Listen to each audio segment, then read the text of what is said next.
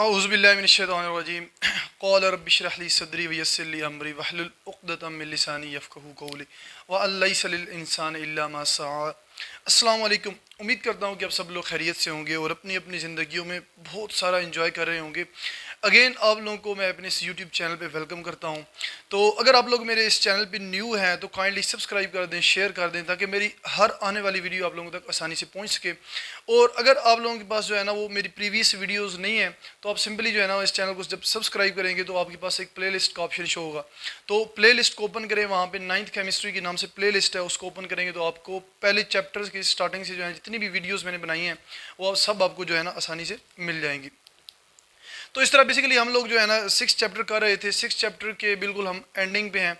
तो हम लोगों ने स्टार्टिंग में कंसंट्रेशन यूनिट किए, परसेंटेज यूनिट किया, उसके बाद हमने मोलैरिटी का यूनिट किया, उससे रिलेटेड प्रॉब्लम सॉल्व की। उसके बाद जो है ना हमने एक डाइल्यूशन लॉ पढ़ा था, डाइल्यूशन यानी फार्मूला पढ़ा था कि अगर सोल्यूशन कंसनट्रेटेड हो तो डाइल्यूट कैसे किया जाता है। उसके बाद जो है ना हमने कुछ और टॉपिक जो है ना वो डिस्कस किए, यानी कि सबसे पहले कि सॉल्यूट और सॉल्वेंट को जब हम मिक्स करते हैं, सॉल्युबिलिटी वाला जो टॉपिक है हमारा, सही है। तो सॉल्युबिलिटी हम डिस्कस कर रहे थे कि जब हम सॉल्यूट को सॉल्वेंट के अंदर यानी कि डालते हैं, सॉल्यूट को सॉल्वेंट में डालते हैं तो सम टाइम सॉल्यूट हल हो जाता है, सम टाइम वो हल नहीं होता। उसका क्या रीज़न है? तो ये बेसिकली किसके अंदर आता है? सॉल्युबिलिटी के अंदर आता है। तो सॉल्युबिलिटी के लिए हमने 3 मेन फैक्टर्स पढ़े थे, जिनमें से सबसे पहला फैक्टर जो था वो एज अ लॉ भी जो है ना वो एक्ट करता है। वो लॉ कौन सा था हमारे पास? लाइक डिजॉल्व लाइक वाला। इससे जो पहला लेक्चर है या प्रीवियस लेक्चर है उसके अंदर हमने उसको डिटेल में देखा था कि लाइक डिजॉल्व लाइक का क्या मतलब है। तो लाइक डिजॉल्व लाइक यही एक्सप्लेन करता है कि जो पोलर सल्यूट होंगे वो पोलर सॉल्वेंट के अंदर सॉल्युबल होंगे, इस तरह जो नॉन पोलर सल्यूट होंगे वो नॉन पोलर सॉल्वेंट के अंदर हल होंगे, और जो नॉन पोलर सल्यूट होंगे वो पोलर सॉल्वेंट के अंदर हल नहीं होंगे, और जो पोलर सल्यूट होंगे वो हमारे पास वो नॉन पोलर सॉल्वेंट के अंदर हल नहीं होंगे। सही है, यानी कि पोलर और नॉन पोलर का कभी भी कम्बिनेशन नहीं बनेगा, कभी भी सोल्यूशन नहीं बनेगा। सही है, तो जब भी सोल्यूशन बनेगा वो पोलर का पोलर में, नॉन पोलर का नॉन पोलर में सोल्यूशन बनेगा। ये लाइक डिजॉल्व लाइक वाला जो प्रिंसिपल है जस्ट यही एक्सप्लेन करता है। उसके बाद हमारे पास सेकंड फैक्टर जो बहुत ही इंपॉर्टेंट फैक्टर है, हम देखते हैं कि सल्यूट के अंदर इंटरमॉलिक्यूलर फोर्सेस कौन सी हैं, या उनके अंदर सल्यूट के अंदर जो अट्रैक्शन है, सही है, वो कौन सी हैं, और जो सॉल्वेंट है उसके अंदर कौन सी अट्रैक्शन है। फिर हम सल्यूट और सॉल्वेंट दोनों की अट्रैक्शन देखते हैं, और इसी के जो है ना आज हमने एक्सप्लेन करना है। और टॉपिक का नाम है solubility and solute solvent interaction, यानी कि सल्यूट और सॉल्वेंट जब आपस में इंटरेक्ट करते हैं उसके बाद क्या होता है, यानी कि वो सल्यूट सॉल्वेंट के अंदर हल हो पाता है या नहीं हो पाता, वो आज हम डिटेल में देखेंगे। तो बेसिकली ये हमारा दूसरा फैक्टर है। उसके बाद हम तीसरा फैक्टर है वो है टेम्परेचर। हम टेम्परेचर देखेंगे कि डिफरेंट टेम्परेचर पे जो है ना वो कैसे सल्यूट सॉल्वेंट के अंदर सॉल्युबल होता है या नहीं होता, वो हम देखेंगे। तो आ जाए अपने टॉपिक पे। तो solubility and solute interaction. To dissolve solute into solvent 3 events must occur. जब आप एक सल्यूट को सॉल्वेंट के अंदर मिक्स करते हैं तो 3 जो है ना वो क्या होते हैं, यानी कि 3 चीज़ें वहाँ पे अकर होती हैं। 3 जो है ना वो इवेंट्स अकर होने की चांसेस हैं। कौन कौन से? पहला, salute particles must separate from each other. Solubility के लिए ये जो है ना 3 फैक्टर मस्ट हैं, यानी कि जब भी सॉल्युबिलिटी होगी तो ये 3 फैक्टर मस्ट होंगे वहाँ पे। पहला फैक्टर क्या है? Solute particle must separate from each other. जाहिर है सल्यूट के पार्टिकल सारे इकट्ठे हैं, जब आप सॉल्वेंट के अंदर डालेंगे तो वो सारे क्या हो जाएंगे? अलग अलग हो जाएंगे, सेपरेट आउट हो जाएंगे, यानी एक दूसरे से अलग अलग हो जाएंगे। दूसरा, solvent particle must separate to provide space for solute particle. जिसके अंदर आप सल्यूट डाल रहे हैं सॉल्वेंट के अंदर, सॉल्वेंट के पार्टिकल भी तो इकट्ठे इकट्ठे हैं, तो जैसे ही सल्यूट डालेंगे तो सॉल्वेंट के पार्टिकल भी अलग अलग हो जाएंगे और जगह देंगे सल्यूट को अपने अंदर सॉल्युबल करने के लिए, अपने अंदर आने के लिए। थर्ड पॉइंट है, थर्ड जो इवेंट अकर होगा वो कौन सा है? Solute and solvent particles must attract and mix up. तो सॉल्युबिलिटी के लिए मस्ट है कि सल्यूट और सॉल्वेंट के पार्टिकल में इंट्रैक्शन यानी कि हो, इंट्रैक्शन मस्ट हो। इंट्रैक्शन होगी तो सल्यूट सॉल्वेंट के अंदर हल होगा, अदरवाइज सल्यूट सॉल्वेंट के अंदर हल नहीं होगा। सही है, तो अट्रैक्शन जो है ना वो मस्ट होनी चाहिए सल्यूट और सॉल्वेंट के पार्टिकल्स के बीच में। उसके बाद जो है ना फिर क्या होगी? मिक्सअप होगी या मिक्सिंग होगी। तो ये हमारे पास 3 इवेंट्स थे जो यानी कि मस्ट होने हैं, सॉल्युबिलिटी के लिए मस्ट रिक्वायर हैं। आगे चलते हैं।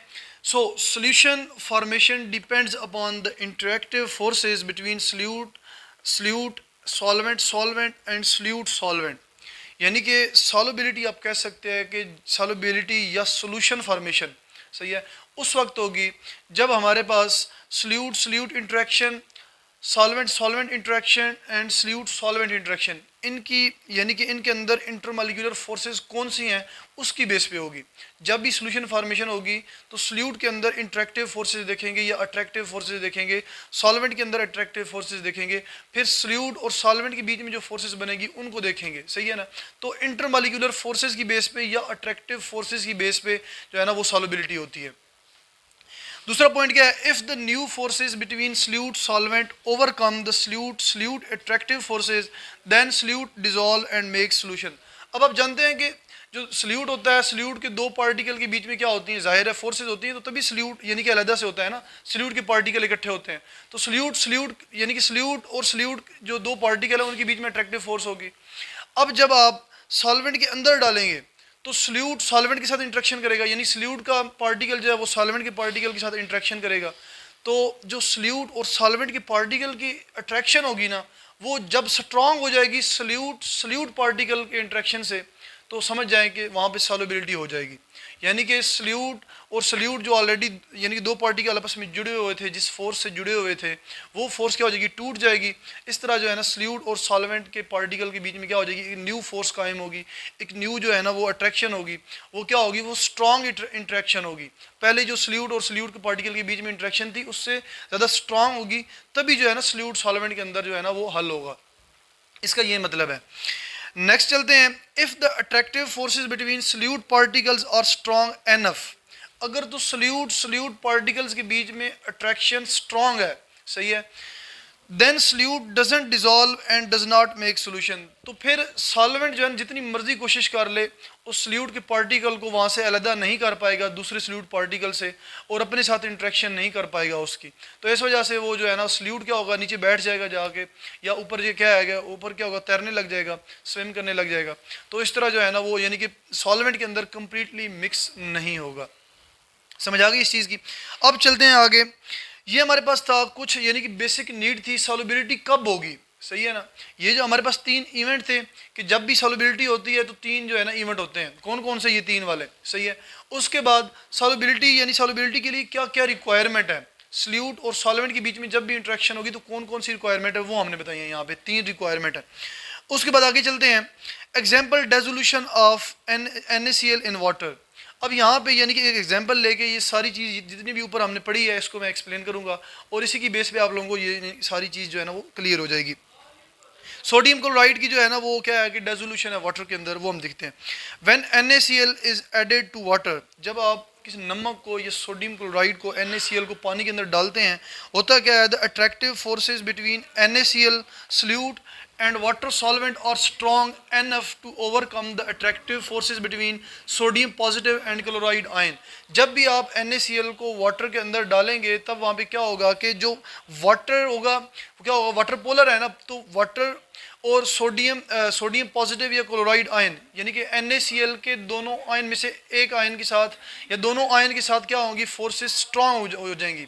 अब आप देखिए सोडियम और क्लोराइड के बीच में भी क्या है, इंट्रैक्शन है, अट्रैक्शन, स्ट्रांग अट्रैक्शन है सोडियम और क्लोराइड के बीच में भी, लेकिन ये क्या है, ये सल्यूट इंट्रैक्शन है, सल्यूट पार्टिकल यानी कि अट्रैक्शन है।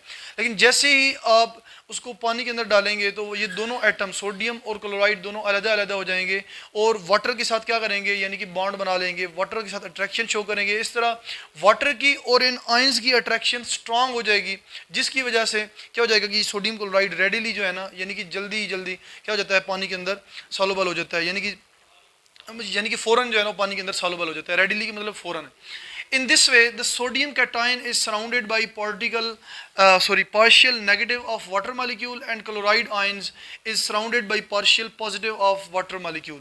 तो जो सोडियम का पॉजिटिव होगा फिर वो वाटर के मालिक्यूल से क्या हो जाएगा, सराउंड हो जाएगा। वाटर के कौन से, सब सोडियम पे पॉजिटिव चार्ज है तो वाटर में जो पार्शियल नेगेटिव चार्ज होगा ना सोडियम, उससे क्या होगा, अट्रैक्ट हो जाएगा, सही है। जो पार्शियल नेगेटिव चार्ज वाले यानी कि एटम होंगे वाटर के अंदर, वो सोडियम को क्या करेंगे, अपनी तरफ अट्रैक्ट करेंगे, सही है। सोडियम को चारों तरफ से क्या कर लेंगे, घेर लेंगे, सराउंड कर लेंगे।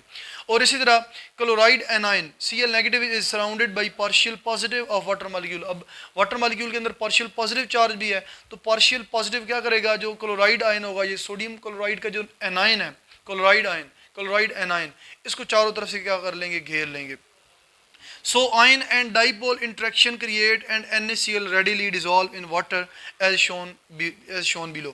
तो इस तरह क्या होता है कि जो वाटर है, वाटर एक पोलर मॉलिक्यूल है, तो इस वजह से जो आयन है, अब यहाँ पे सोडियम पॉजिटिव और क्लोराइड एनायन, ये दोनों क्या है, आयन है, तो आयन और पोलर मॉलिक्यूल के बीच में क्या होती है, इंट्रैक्शन क्रिएट हो जाती है जो कि बहुत ज़्यादा स्ट्रांग होती है। इस तरह सोडियम क्लोराइड पानी के अंदर डिज़ोल्व हो जाता है। और जैसा कि यानी कि ये एक पिक्चर के अंदर शो किया गया, यहाँ पे आप लोग देख सकते हैं। यहाँ पे देखें, ये क्या है, सारा सोडियम क्लोराइड पड़ा है हमारे पास, positive negative positive negative positive negative, ये यानी कि स्ट्रक्चर है किसका, सोडियम क्लोराइड का। सोडियम क्लोराइड के अंदर इस तरह पॉजिटिव नेगेटिव जो है ना वो अरेंज होते हैं। अब जैसे ही आप इसको वाटर के अंदर डालेंगे तो वाटर का ये फर्ज करें मॉलिक्यूल है, ये दूसरा मॉलिक्यूल है, ये वाला जो मॉलिक्यूल है, अब इसमें देखें वाटर के अंदर जो है ना एक ये क्या है, ऑक्सीजन है, और दो छोटे छोटे साथ में क्या लगे हुए हैं, हाइड्रोजन लगे हुए हैं। हाइड्रोजन के ऊपर आपको पता है पार्शियल पॉजिटिव चार्ज होता है, जबकि ऑक्सीजन के ऊपर पार्शियल नेगेटिव चार्ज होता है। तो ये जो नेगेटिव आयन है, ये यानी कि सोडियम क्लोराइड के जो क्लोराइड है, ये जो नेगेटिव चार्ज हो गया किया गया, ये क्या है, क्लोराइड आयन है, सही है। ये क्लोराइड आयन इस वाटर के जो हाइड्रोजन है ना पार्शियल पॉजिटिव, इनसे जो है ना क्या होंगे, अट्रैक्ट होंगे। और यहाँ पे आप देखें, ये जो पॉजिटिव है यानी कि सोडियम पॉजिटिव है NaCl के अंदर, ये वाटर के ऑक्सीजन यानी कि पार्शियल नेगेटिव से क्या होगा, अट्रैक्ट होगा। इस तरह ये आपस में क्या करेंगे, अट्रैक्शन शो करेंगे, यानी कि वाटर पोलर मॉलिक्यूल इस सोडियम क्लोराइड के साथ अट्रैक्शन शो करेगा। इस तरह ये क्या करेंगे, ये नेगेटिव को यहाँ से अलग कर लेंगे, ये क्या करेंगे, ये जो वाटर का मॉलिक्यूल है जो ऑक्सीजन यानी पार्शियल नेगेटिव इस पॉजिटिव के साथ बॉन्ड बना रहा है, इस पॉजिटिव को यहाँ से निकाल लेगा। सारे जो है ना यानी कि इस पॉजिटिव को अलग से निकाल के सारे वाटर के मॉलिक्यूल इसके यानी कि हो जाएंगे, इसको घेर लेंगे। इस तरह जो नेगेटिव है इसको इस तरह जो है ना घेर लेंगे। अब आप यहाँ पे देख रहे हैं, ये जो पॉजिटिव है, ये जो रेड कलर में मैंने शो किया, ये सोडियम पॉजिटिव है, और ये ब्लैक में है ये Cl नेगेटिव है। अब आपको पता है कि जो कैटायन होता है उसका साइज़ जो है ना वो छोटा होता है, इस वजह से ये जो आप देख रहे हैं पॉजिटिव, ये छोटा है, सर्कल जो है ना ये थोड़ा सा क्या है, छोटा है। बाकी जो ये क्लोराइड आयन है, चूँकि एनायन का साइज़ क्या होता है, बड़ा होता है, इस वजह से जो है ना इसका साइज़ क्या है, मैंने बड़े शो किए हैं, ये क्लोराइड जो है ना ये बड़ा है। तो इस तरह आप लोग यहाँ पे देख सकते हैं, ये जो सोडियम पॉजिटिव है इसको 6 वाटर के मॉलिक्यूल ने घिरा हुआ है। अब आप यहाँ पे देखें, ये जो सोडियम पॉजिटिव है, जितने भी वाटर के मॉलिक्यूल हैं, वाटर के मॉलिक्यूल के जो ऑक्सीजन नेगेटिव है ना, पार्शियल नेगेटिव है, वो अट्रैक्ट हो रहे हैं पॉजिटिव से। अब पता है ना कि अपोजिट चार्जेस क्या होते हैं, अट्रैक्ट होते हैं। आगे हमारे पास क्या है, यहाँ पे एनाइन है, ये जो एनाइन है ये 6 वाटर के मॉलिक्यूल से अट्रैक्ट हो रहा है, और यहाँ पे जो है ना ये हाइड्रोजन क्या है, वाटर के जो हाइड्रोजन है जिनके ऊपर पार्शियल पॉजिटिव चार्ज है, वो नेगेटिव से क्या हो रहे हैं, अट्रैक्ट हो रहे हैं। इस तरह पॉजिटिव नेगेटिव, यहाँ पे भी पॉजिटिव और नेगेटिव के बीच में अट्रैक्शन हो रही है। इस तरह एक पोलर मॉलिक्यूल जिसके अंदर पार्शियल पॉजिटिव या पार्शियल नेगेटिव चार्जेस होते हैं, वो आयनिक कंपाउंड मोस्टली सॉलिड होते हैं, सही है। तो इस तरह आयनिक कंपाउंड को अपने अंदर क्या कर लेता है, सॉल्युबल कर लेता है। तो यहाँ पे आप लोग देख सकते हैं कि ये यानी कि इस तरह जो है ना एक सॉलिड जो चीज़ें हैं, सॉलिड मॉलिक्यूल जो हैं, जो आयनिक कंपाउंड है वो वाटर के अंदर इस तरह सॉल्युबल होते हैं।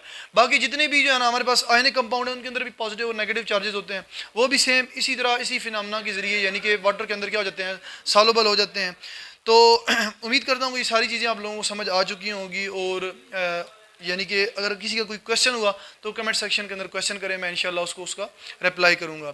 तो इसी के साथ मैं अपना लेक्चर एंड करता हूँ। इंशाल्लाह मिलते हैं नेक्स्ट लेक्चर में, तभी तक अपना बहुत सारा ख्याल रखिएगा। ओके, अल्लाह हाफिज़।